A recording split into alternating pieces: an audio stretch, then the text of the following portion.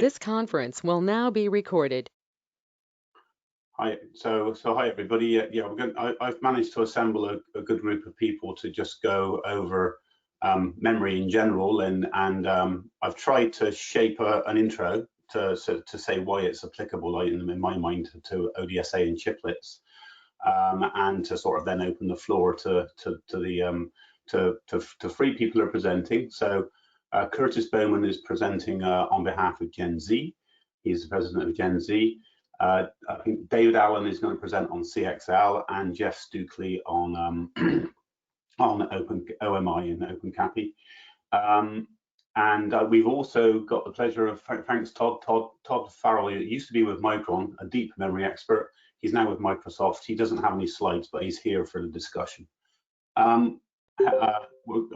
If we can all try and keep to 10 minutes, and include myself, that'll be good. That'll mean we'll have about 40 minutes at maximum, and then we can get into at least 15 minutes for 10 or 15 minutes for discussion in how to proceed, if that's okay with everybody. I have no particular order of people presenting. I don't know if I'll just go. Maybe I'll just go by the alphabet of your first name, just to keep things fair. Okay, I'm going to share my screen, and I'm just going to put my presentation into full presentation mode. Can everybody still see my presentation? Or can they see the first slide? Anybody? We see the GoToMeeting. Oh, okay. Do you still see the GoToMeeting? No, we can see your first slide. That's good. Yep, it's good. Yes, it's through now. Okay, everyone. Right. So I've called this ODSA memory discussion. This is my personal overview perspective on this. So first of all, I wanted to sort of state the objectives as I think, so that because this is the basis of where I'm coming from. So I believe our sub-project is an industry standardization centered around chiplet-based technologies for building domain-specific architectures that create the highest performance solutions at the lowest system level power and the lowest overall cost. I mean, maybe that does encompass everything, maybe it doesn't, but that just gives you my sort of angle on what I think we're all doing here. As a backdrop, so data or memory-centric architecture shift, we've been going for this for over a decade now, but really every time I come across everybody, why is the ODSA, I say sort of tongue-in-cheek as much as anything, why is the ODSA sub-project so processor-centric focused? And the reality is we simply can't help ourselves.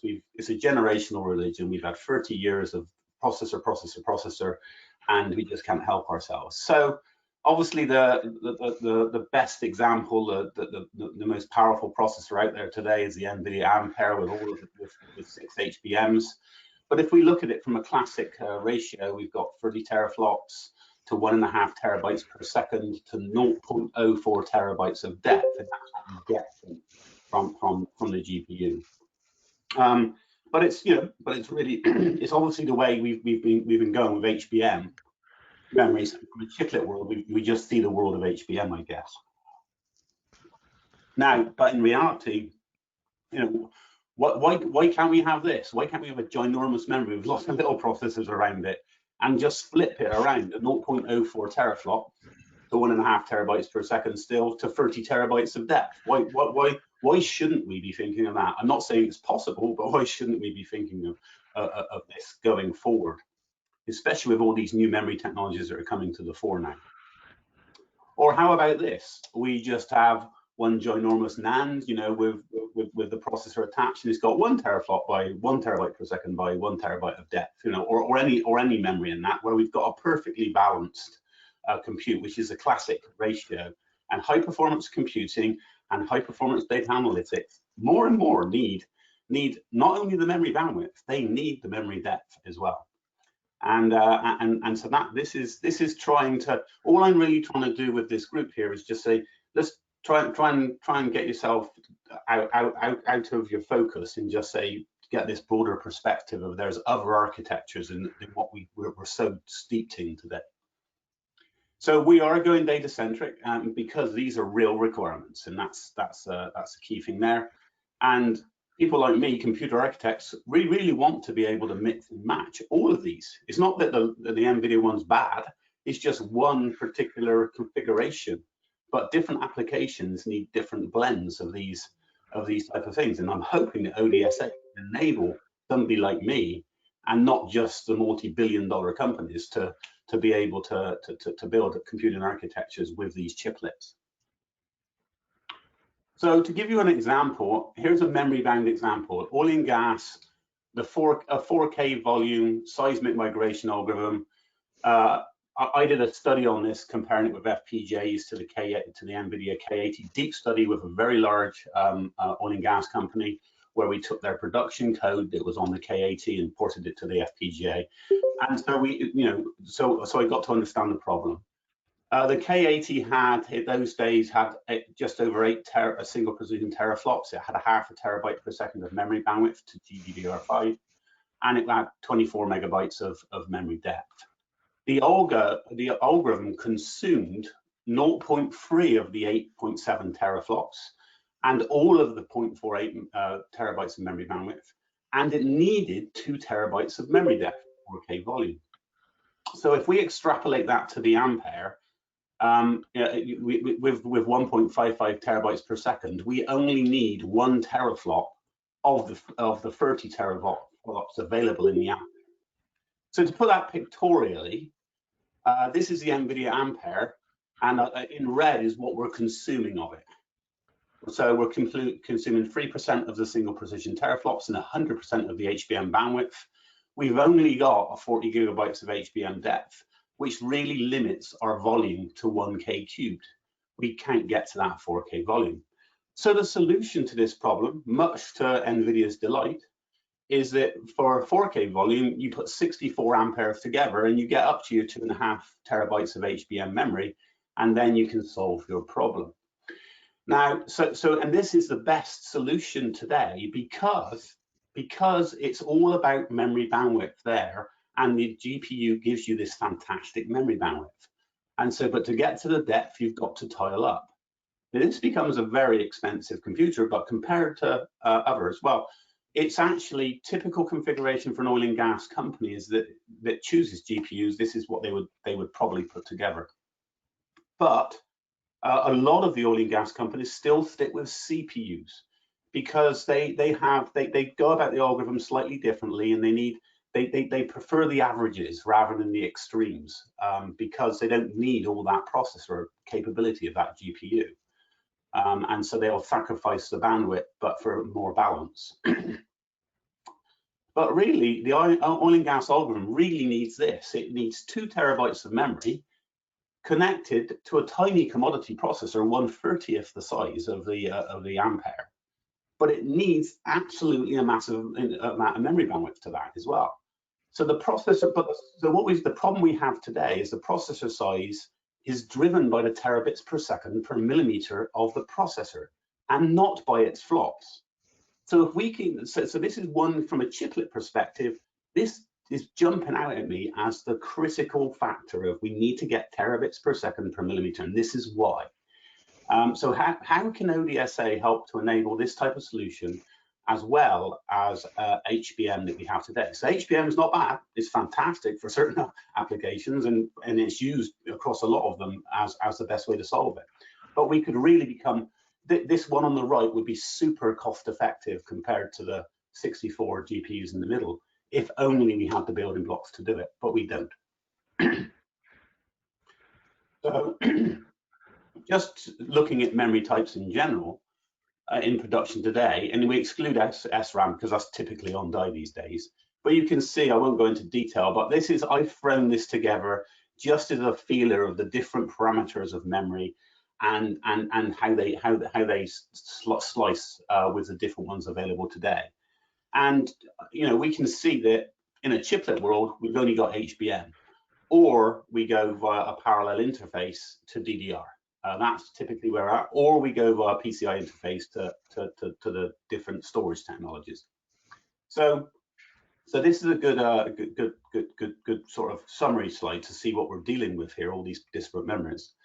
And but from a power perspective, it depends on what your metric is. It really, what your normalization metric. Do you need speed or depth, or is it active and idle most of the time, or is it random or sequential type of access you need? And maybe for your application, you may pick and choose things depending on your absolute needs. So really, they're disparate interfaces, and it's historical reasons, and therefore they're incompatible with each other. There's a strong desire to converge these into one sort of memory interface, a scalable system level interface. And that's where all these new memory-centric fabrics ideas have come from over the last 5 or so years or more.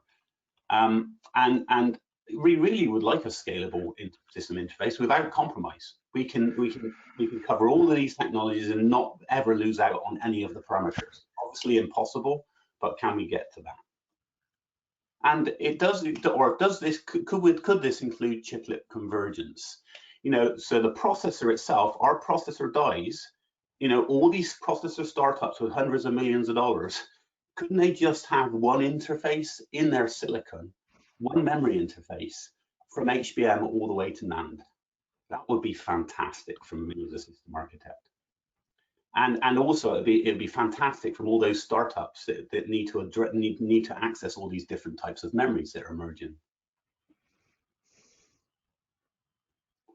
So this last slide is really, I'm trying to build the data-centric architectural flexibility and show this. So we've got the processors on the edge now, not in the middle. It's subtle, but bear with me. And I've got the green box represents the package or a module at a modular level. And I've sort of shown the Ampere architecture with an HBM attached, just to show that. But potentially, this is just an idea. If this HBM could actually ideally be interchangeable from HBM to an electrical buffer or a photonic buffer, that would be quite interesting. It is the main memory channel here, and then we could connect out to the first level of memory, DRAM, MRAM, 3DX point, the lowest latency points. We may attach an optional processor, and then a bit further along, we can go to 3DX point in a different format, LNAND or NAND, and we've got increase in latency as we go into these deeper tiers of memory. And the optional processors are a key attribute here to bear in mind, that obviously from the big processors, you're increasing the latency, but maybe locally to those particular memories, you can have some sort of processor in memory, and a chiplet could enable the processor in memory idea. So that's the other. So I've got the blue ones are packaged to module interface, and the white channels are the chiplet interfaces. And so this is a conceptual way of where we treat memory as the most important thing, and how do we connect these things together. So really, when it comes down to what we're looking at from a chiplet perspective, we ideally want this one chiplet interface for all memory types. It's not necessarily HBM. It could be bunch of wires, or it could be USR or XSR, etc. But what we absolutely need from this interface is the highest terabits per second per millimeter of beachfront, as I said before. That's the reason for that.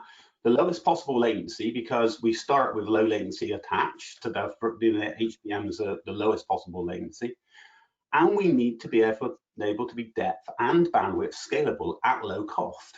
And this is where maybe the organic substrates come in more than the silicon ones from a ODSA perspective.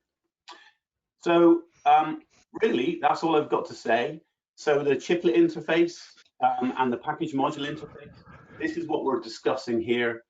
So discussed, and I'll hand it over to my colleagues who can give you their different perspectives on the buses they're pushing along. Hey, Alan, this is David. Do you mind if I go initially, just due to timing constraints on my side here? No, I understand, David. Absolutely, not a problem. So you should okay, thanks. Thanks for joining, David.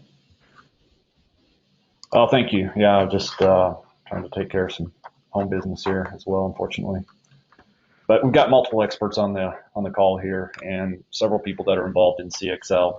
Let me put this in presentation mode and get that up. How's that look? Hold on. Got full screen? Yes. Thanks. Yes. Thanks. Okay. So what I want to do is just give a brief overview of the CXL interface. It was kicked off by a pretty large consortium group. I'd say Intel kind of kicked this off as releasing some of their thoughts and design on interprocessor communication or intraprocessor communications. And you can see it's got pretty broad spectrum industry support now, from the hyperscalers all the way through the OEMs, international companies, including several key ones out of China, and then also IBM as well. So pretty broad spectrum support for this new interface. It was kicked off about a year ago. They're just getting ready to release a 2.0 version of the specification, which starts to touch on switching for this interface at a single level, and then looking at 3.0 as a multi-level switching interface for CXL. But trying to put it in context here, if you look at an overall ecosystem, at the top you've got our wireless interconnects and then the data interconnects into the racks. CXL fits right in that processor to processor interconnect, with an initial focus on, I would say, CPU to CPU inside the box, with some stretches just outside the box with respect to that due to the physical layer. And we'll touch on that just a little bit. It is targeting a very low latency, high bandwidth interface. We're moving as much of the protocol stack as possible that was originally part of PCIe and a lighter weight stack than NVMe, and provides cache coherency as well as one of those key attributes of this interface. It's basically, on the physical side, uses PCIe and is focused on Gen 5. It is backwards compatible, but everything is centered on PCIe Gen 5, and likely for the throughputs and latencies you're trying to achieve, you're looking at by 16 and by 8 type connections into these devices, possibly down to by 4 for just some memory expansion. But it does utilize the focus is on PCIe Gen 5 data rates. There are 3 primary protocols to this interface. There's what's called .io, .cache, and .mem. .io is really just provides a lot of the discovery mechanisms across general PCIe, and you can do just direct DMA across .io. It's like the minimal set of protocol that would be required to support a device, and you could do RDMA across that into a PCIe bar space. But a lot of the all the functionality and features that are being provided by CXL are all delivered in the .cache and the .mem memory interface. .mem was put in place to provide a simplified, non-cache coherent interface for primarily just memory expansion and scale and some sharing. And then Curtis will go into some of the Gen Z CXL aspects and probably talk a little bit about the use cases of the sharing that the two groups are looking at with respect to memory expansion and those initial use cases that they want to define. And then .cache is host bias cache in this example, a little bit different than what we have with OpenCAPI, which I believe is more of a symmetrical caching architecture, but the host is really in charge. So for caching operations, you do have to go get host permission to access those caches as part of that protocol at a top level. If you look at the stack design, basically they've minimized everything that you can to across PCIe to just provide a minimal latency access. These are all load store operations. They are not block store like you have with NVMe, SCSI type operations. So everything here is centered on standard load store semantics. The goal for caching of a load, if you look at a load from the processor and then back, is about 45 nanoseconds. 40 to 45 nanoseconds is the goal for that. And then trying to stay within, NUMA hops for multi-core systems or multi-node systems within 100 to 200 nanoseconds, depending on who you talk to. But yeah, the idea here is to make this look as much like a local store as possible to all the participants on this bus, and to provide cache coherency if needed for those devices.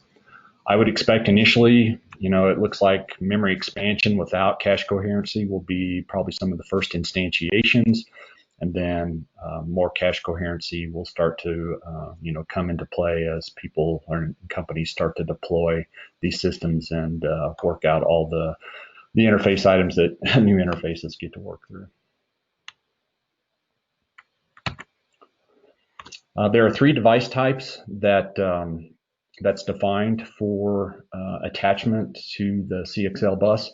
That's an accelerator here on this far left side with a cache, and basically it would participate with these 2 interfaces, .io and .cache. It would of course participate in cache coherency of the processor memory over here. You can also, there's another device type 2 that is accelerator with memory, which provides, you'd have to implement .io, .cache, and .mem for that. So you would have not only memory on your accelerator that the accelerator controls and has, full domain over with respect to when it's accessed. So part of the protocol is not to intrude on the accelerators while they're running their operations, and then but then again allow for coherency between these 2 devices with the cache in the processors themselves. And then a more simpler, and the devices I talked to, which I think you'll see initially out, is just pretty much pure memory expansion. To me, this looks a lot like the OpenCAPI OMI type expansion capability here, where you just have scalable memory and some, I will say, shareable memory pools across between processors themselves. And then on this instantiation, all you need is CXL.io and .mem to implement these types of devices. So it makes it a little bit simpler without going into the cache coherency protocol. These devices are focused on storage class memory coming out, and anything that could support the latencies that are required by the applications and the Linux operating systems themselves. And if you just look at an ecosystem, basically you'll have the ability to have accelerators, either GPUs, FPGAs, or AI engines on this bus, some expanded memory capability on the bus as well for connectivity. And then with NICs, you could also, with .io, I think you could just do some direct DMA across there as well. But it gives you a nice low latency memory, trying to provide that interface for that top level tier just under direct memory attachment, but above block attachment like NVMe, and providing latencies that are much more efficient with respect to that. But again, load store, not block, so that changes the equation quite a bit for these devices. And then I just left a couple of slides in here, Boppy, for context on CXL. Sounds good. And might be good for Curtis to pick up Gen Z, since there is a liaison effort now between CXL and Gen Z, where your Gen Z is providing more additional distance connectivity here. Thanks, David. Perfectly on time. You were actually first because your initial of your first name is actually there. Thank you very much. I may have to drop here in about 5 or 10, so thank you. Okay. I guess the next one is between J and K. So I think, Jeff, I think you're next, if you're ready. Yeah, sure. Let me pop up my, see if I can do the screen sharing thing real quick. Let's see, screen. Let's go with screen 2. Share. Do you guys see anything? Not yet. No, not yet. All right, hold on. This will take like half my time. Screen, share your screen. Okay, screen 2. Share. Does that happen to work? Not yet. I'm a little concerned I don't have like the permission somewhere. I tell you what, Jeff, if you need, I can. Yeah, do you have my slides? I sent them out this morning if you just want to pop them up. It's not that many slides. Yeah.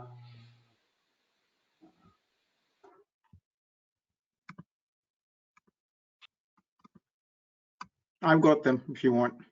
Yeah, either way. Sorry about this. Yeah, it's Give me 1 second. I'm downloading them. I've got it. I've got it open. You got it? All right. Can everybody? okay. Just tell me when to go to the next slide. Yeah, I guess one thing that was just mentioned, I maybe just wanted to make sure I'm clear about. Well, this deck is referring really to just the OMI memory, but a comment was just made about OpenCAPI being symmetrical coherence, and it's very much asymmetrical coherence and how it operates. So just wanted to make sure that was mentioned. But this deck is really just talking about what IBM has been doing with OMI memory and why, and etc. So go ahead and go to the next slide. I only have a few slides.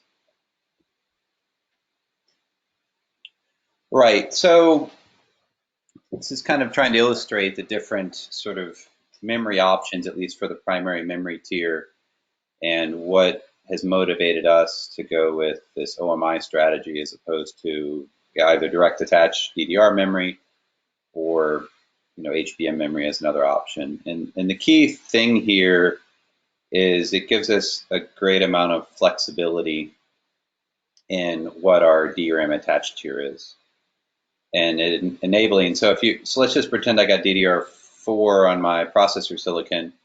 That makes it very challenging I can't swap in DDR5 memory, for example, because they have different connectors, different protocols, voltage regulators different. And so really what we want to be able to do here with this OMI memory is plug in different types of memory, be it even different DDR, but putting GDDR, putting storage class memory, all these types of things, and sort of disaggregate the controller from the processor silicon. And once again, that has even the simplest benefit of transitioning from DDR3 to DDR4, which is something we did in our prior generation product, but transitioning to DDR4 to DDR5 as the memory technology is available rather than when having the processor silicon is available. And that also enables you to do things like bandwidth optimized DIMMs, which this could be GDDR memory, it could be HBM memory on a stick as well.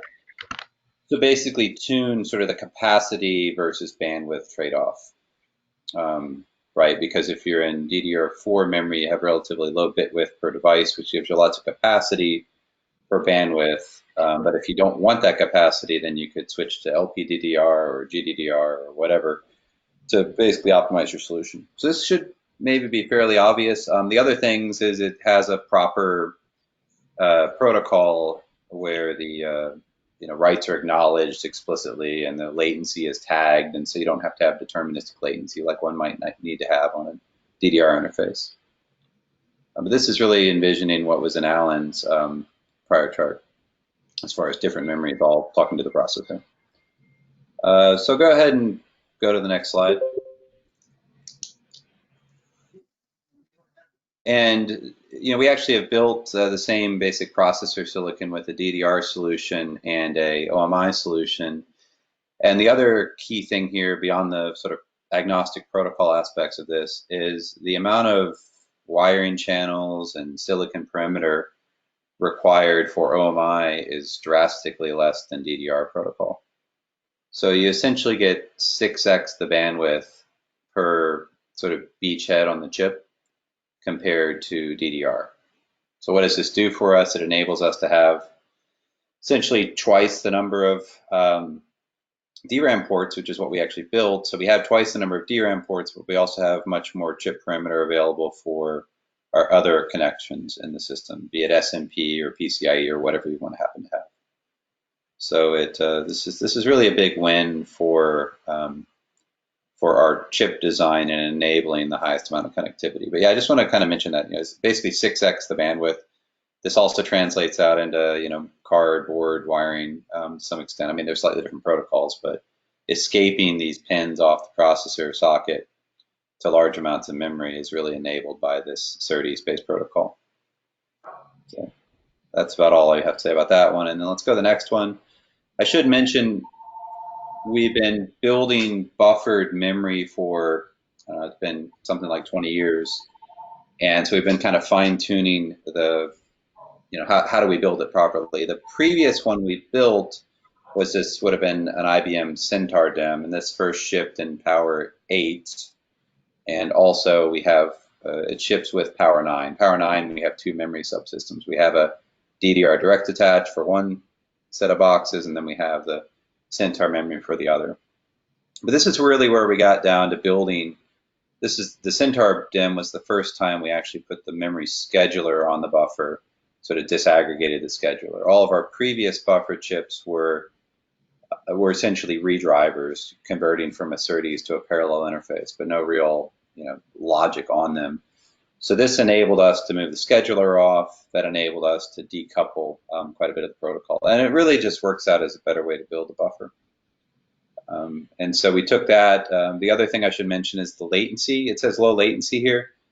We're talking 5 nanosecond penalty the way we're building these buffers compared to DDR solutions. So it is a much lower latency than you're talking C6 or Gen Z or the CXL, right? All the other protocols have much higher latency, and it's really because we built a protocol that was, a set of packets that are highly optimized around accessing DRAM at low latency.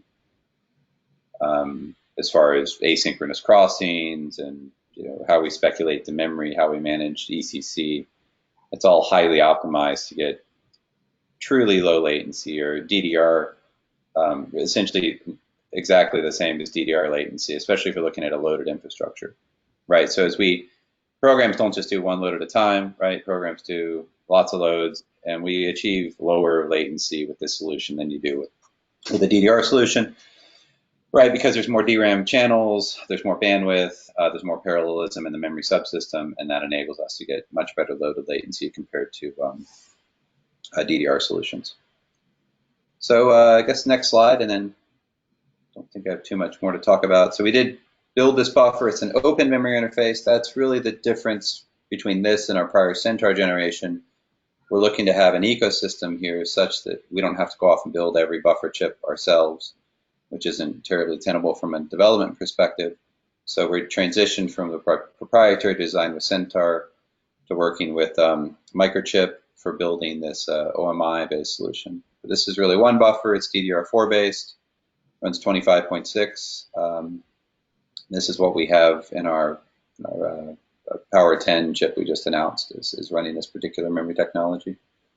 3200 DDR optimized. So open interface, we really like there to be more, I think, is what the viewpoint here. That's why we're interested in making this open. So I think I have one more slide, a little bit of discussion. So these are just some quick notes I wrote down. One thing that's different versus, let's call it CXL with its more PCIe based infrastructure, is our clocking is designed to be synchronous with the media, right? So if we run 3200 memory or 2667 memory, we adjust our frequency of the interface to be exactly tied with that. And by making that a synchronous boundary inside the buffer chip, it's a significant latency reduction. So that's part of the way we get to that low latency is we tie the clocking to the DDR frequencies and not what the IO based frequencies would be. And that even goes down to what oscillator we tie to, and how the clocks are even generated on the buffer is tied to the processor chip. So that's quite a bit different than saying, oh, I got a 32 gig standard, and then the memory device has to sort of deal with that. So that's a big aspect of the latency. Another thing I'll mention here is different than IO standards, which is this asymmetric bus width. Most programs have a higher read rate than writes, and so if you're trying to connect pins on your processor die, having a variable read versus write width, or an optimized read versus write width, is different than what you typically get out of a PCIe infrastructure. And so this is something that we've built in the past. Our current OMI does do by 8 by 8, but the option to do variable widths is appealing, and probably something that you'd want to have in a broader standard to optimize that. And really, we had an extremely strong focus on latency here. We did start with the OpenCAPI protocol, which was a very latency PHY standard, but we did extend OpenCAPI to do a lot of these latency optimizations that we had in Centaur, which is why we're really calling it OMI and not OpenCAPI. Right? We stripped out from the standard, at least, a lot of the OpenCAPI-based caching coherence things, and stripped it down to just a memory-centric, very low latency optimized solution. So that's all I have to talk about. Hopefully we can have some discussion once we get there. But Thank you, Jeff. Perfect. And finally, Curtis. All right. Let me see if I can get my share going. Let me know if you see that. Todd, Todd doesn't have any slides, but I don't know if you want to make the initial comments, Todd, if you want to think about. I see the slides, by the way. All right. So thanks for having me on. Let me talk to you a little bit about Gen Z. You're going to hear a lot of things that you've already heard, so some of the stuff I may blow through fairly quickly. But Gen Z fabric, what is it? So, a modern memory semantic fabric that enables communication. And if you look at the picture, it's communication between systems as well as to pooled resources. So think of that as DRAM, acceleration, storage, those kind of things. And that's really been what Gen Z has focused on, is being able to take your memory domain and push it out to something that you start to think of maybe even as a rack, or a row level, and I can put memory in one place. And because I give it all that space, I can use more cost-effective memory sizes and really reduce my cooling burden, because I'm taking some of that away from all the hot areas that CPUs and accelerators tend to be. The other thing that's really good is it allows you then to put your memory in one place and keep your data in one place. So if you look at it as, hey, I'm trying to curate data, so maybe I have one compute device that's busy curating the data. When I put it out into shared memory, I don't have to then copy that to all of the other compute units. Instead, I keep it in one place, and I bring the right compute engine in to transform that data. And a lot of times we need more than one type of compute engine to complete the transformation. So that can be a GPU in one case, an FPGA, a CPU, and also the storage can talk into that memory as well. So NVMe can quickly either load new data in or pull data off as needed. The other thing that Gen Z does, being it's a full fabric, is all of the citizens are first-class citizens, right? You're not trying to get through a GPU or a CPU or some other device to get to the memory.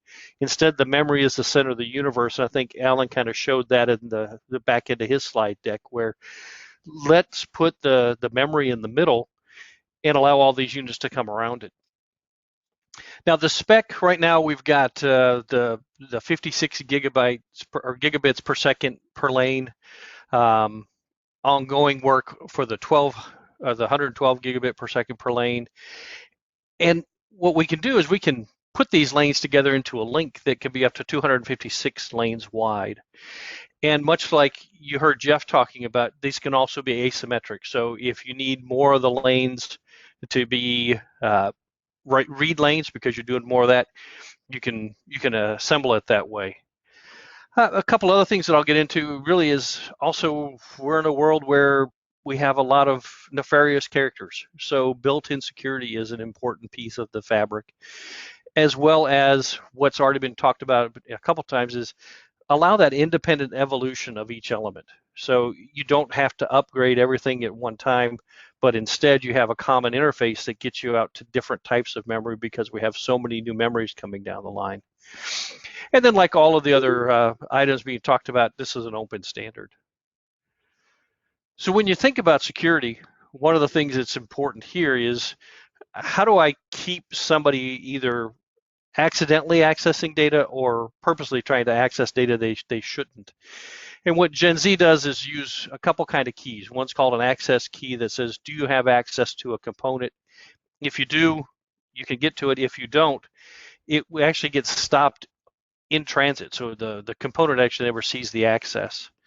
If you do have access to the component, but you don't have access to the region, right, which is really important in a memory space, I want to make sure that the only people who have access to the data that is in that memory location are the people who are supposed to have access. And so you can set out separate memory regions and make sure that if a component is trying to access the wrong region, it gets thrown off, again, never getting access to the data.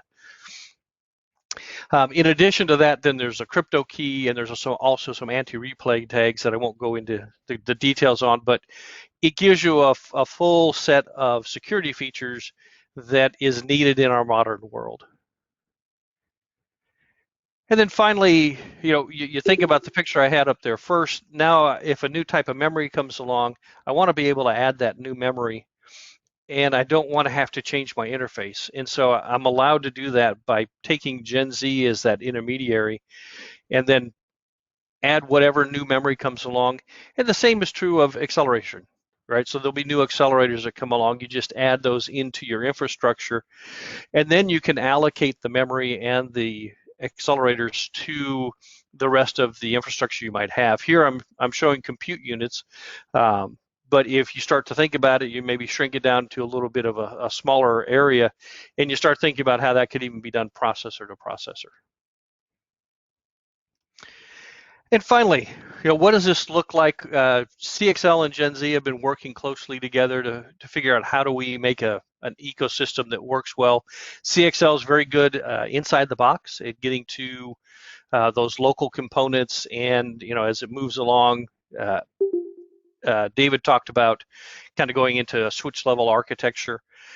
Really lets you get to those nicely, but it doesn't exit the box very well. It's a PCIe PHY, and so it doesn't have the length characteristics that you need to get outside the box.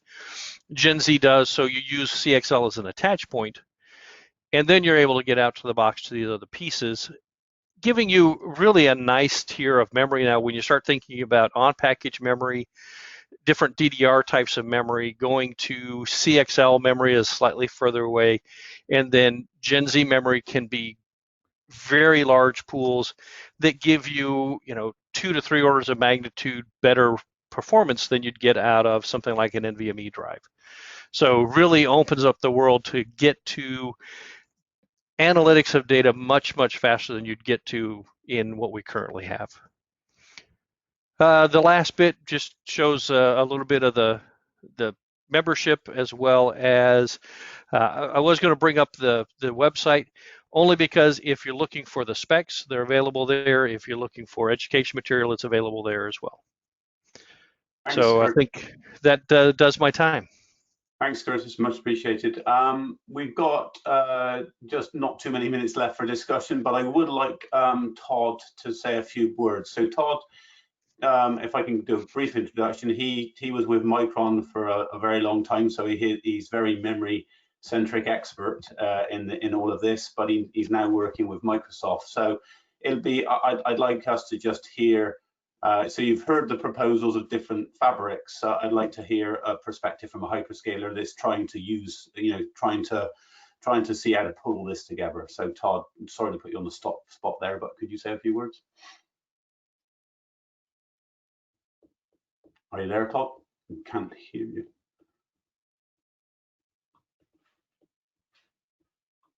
I can see your microphone seems to be on, but I can't hear you. Can anybody else hear? I can't hear him either. No.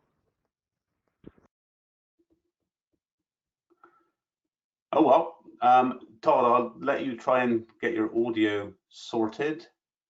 But in the meantime, we can open up for a quick discussion, and then I think we're going to have to maybe reconvene to take the discussion deeper, Bappy. But yeah, does anybody like to ask any questions or for clarification or etc.? Well, I'll get the ball rolling with one. Alan, coming back to your point about a single memory interface, does that have to be both a logical protocol and a physical interface, or just a single memory protocol to access all the kinds of memory? Why do you have to standardize on a single physical interface too? Good question. And so certainly a single protocol inside the silicon. You know, ideally you'd want to see, you know, your in my mind anyway, all the way up to the PHY. You would want to build a processor all the way up to the pins of the bumps of the chip of your chiplet, your processor chiplet, and then you can talk to all of these memories. So I'm not sure. So that sort of does physically include it, but if you remember my slide, I'd have to go back to and find it. But on my particular slide, I showed a potential that you had HBM. Here we go. If I share this one again. Yeah, so there's some evidence that different types of systems at sort of different price points will need different kinds of interconnect. So, you know, if you have one protocol, wouldn't that meet most of your needs? Yeah, well, if you've got one protocol here, if you can see this slide. Yeah. And so you've got the HBM. So if you add HBM, so let's just say HBM's already there. So HBM is the protocol for all because it's all about terabits per second per millimeter is my point. And I'm not saying HBM should be the winner. I'm just saying it's there now, right? So it's there. Well, if we could build an electrical buffer to drive longer distances, or a photonic buffer that would land on exactly the same footprint and then suddenly break out to these fabrics, that would be quite interesting. And then everybody, just because you've got in my previous slides, I showed that a tiny processor with high bandwidth to large memory for oil and gas would be the perfect situation, and that would be like a $2 processor instead of a $10,000 processor or whatever it is. And so I think our job is to enable these architects to actually put chiplets together in lots of different formations. And I think the critical thing there is that a processor company designs one particular I/O standard. Obviously, if the processor can't cope with the memory bandwidth, then they only need one port instead of 6 ports or 20 ports. So you can scale it like that, but the interface should be common, and then whoever comes up with whatever memory they have, and all the emerging memories from startups as well. Let's not forget them if they end up being successful. That you can pick and choose which memory you want, and you know that you're going to sacrifice latency a little bit more as you go down the path. For instance, DRAM. That is our critical latency now, and I guess from the free presentations, we see that the DRAM is still attached to the processor with a low terabit per second per millimeter connection, and then you have CXL in Gen Z, whereas the OMI one has said no, we're going to even combine the DDR, but now we need to really have low latency buffers, so that it's attempted that. But HBM is arguably the absolute lowest latency because it's an ultra short reach interface straight into a DRAM stack. So you can see that you can choose you choose your poison depending on your application needs. But the thing is, me, the application developer, can say I'm perfectly happy with long latency but deep memory to my little tiny processor.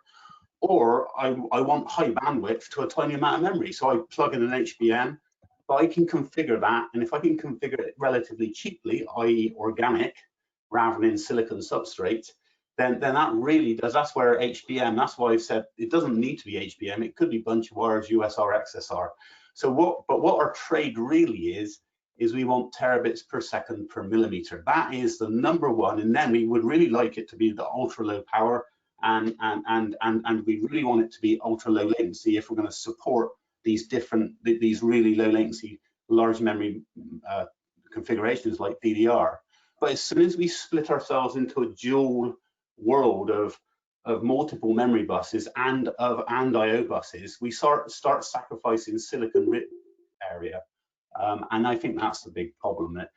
I think that's where we need to discuss. It's a trade, and we need to discuss that trade, and I think that's the job of the discussion around this, and how can ODSA move forward to understand the memory problem more, as well along with the I/O, etc., and how do we get the most optimal solution for the industry? So, if that makes sense, does that answer your question? Yeah, I think I got to think about that. So it looks like Todd still has connection problems. Todd, you want to try again, just in case? Or we lost him completely. Okay. No, he's there. He's there, but he's on mute at the moment. No, I don't see him in the. He's on my list. Oh, up here. Okay. No, we can't hear him. He's come off mute, but we can't hear him. Any other questions?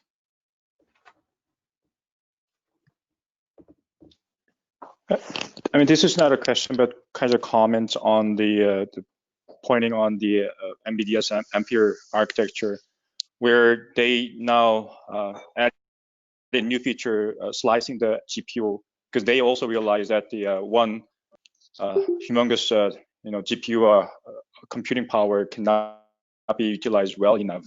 So they slice their GPU into multiple slices they can utilize into multiple application areas. So I think the architect of the computing, GPU and CPU included, all realize that there is the different adaptation of the computing architecture has to be available, but also reflecting the scale of new trends of industry where people are trying to do distributed computing at the warehouse scale, but at the same time they're also trying to do wafer scale computing.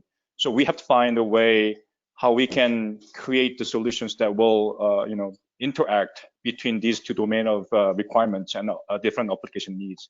And I'm not sure whether that we have the answer for that today.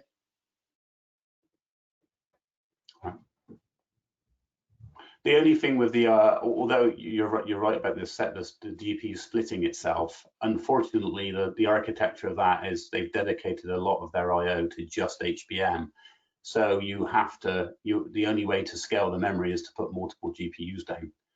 And they do have their NVLink I/O, and obviously, and that's how they can scale that memory. So, but it's an expensive way for that oil and gas problem, for example. And there's lots of memory bound problems. It's a very expensive way to scale compared to the potential, but it's the only way. It's the best. It's the lowest cost solution today. But when you look at it architecturally, there's much lower cost ways to do it if the industry supported those lower cost ways. And that's what I think ODSA can do for the industry, is it can enable all these, and we're called open domain specific architectures. The gods of computing have said we got to go domain specific, Hennessy and Patterson, and that's what we're doing here. And the chiplet can potentially enable that. But we don't want to just focus in the chiplet. We've got to focus on the system and say what chiplets are better inside together, or what is it better spread across the system. That's why I showed distributed. If you put an optional processor buried in a distant memory, the big fast processor might be able to access it, but the little processors can do low latency to that memory locally. So it's a distributed compute problem with small processors and big processors, and the architect for a particular application can pull that together. So we're almost out of time, and where do we go from here in terms of next steps, in terms of on-package chiplets for memory or on-pack aggregating memory interfaces? How do we take all the nice things you guys have said and use them? So I think it would be good to maybe try and get into a further discussion about the attributes of the different interfaces and the needs and what can we do from a chiplet perspective.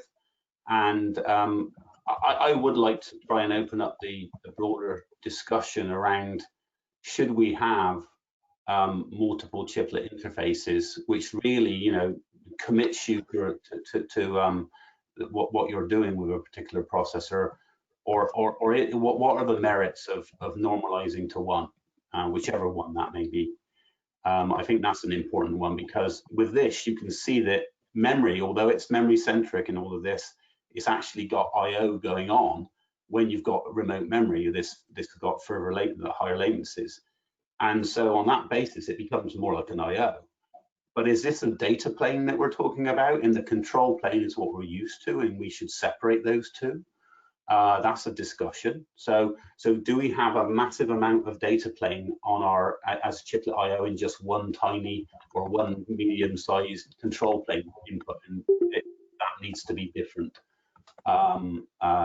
So I think there's an architectural discussion. I would like a top-middle discussion. We're doing a bottom-up discussion with all of the different strengths of the different chiplet I/Os, and that's great. We're really deep on that bottom-up, but we're very weak on the top-down. So I'd like to do bottom-middle, top-middle, and then choose the best. Don't choose it because it's absolutely the best here or there, but we look at both sides of the coin, the top level down and the bottom level up, and we meet in the middle, and that's the interface we converge on. That's my view. Okay. Well, so if we can get discussion around that, that would be great as a next step in this memory effort.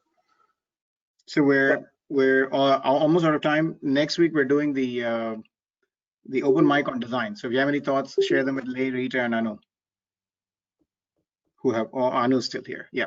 So Lei and Rita have left the call, but if you have any thoughts, please share them with Lei, Rita, and Anu for next week. And Alan, Curtis, Todd, though we couldn't hear from you, David's gone, and Jeff, thank you so much. Thank you. Thank you for. Thank you, guys. Have a great day. Bye. Thank you. Thanks. Thanks.